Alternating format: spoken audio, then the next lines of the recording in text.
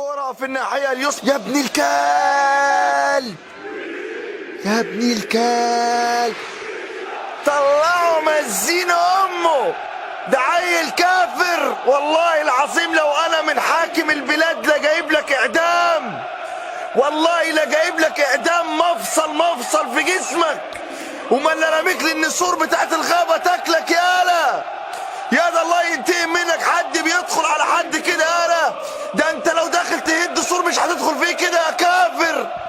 يا لهوي، حد يجي بكوريك ويطير له دماغه، الدماغ دي ما عادش ينفع تعيش بين البشر تاني.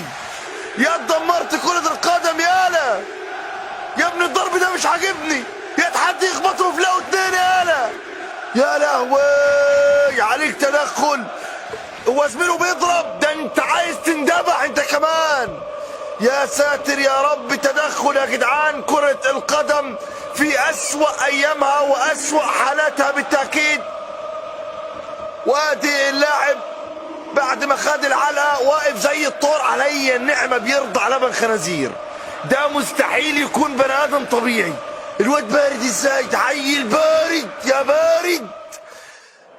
طبعا حكم اللقاء اكيد هيوقف الماتش، طبعا اديله كارت.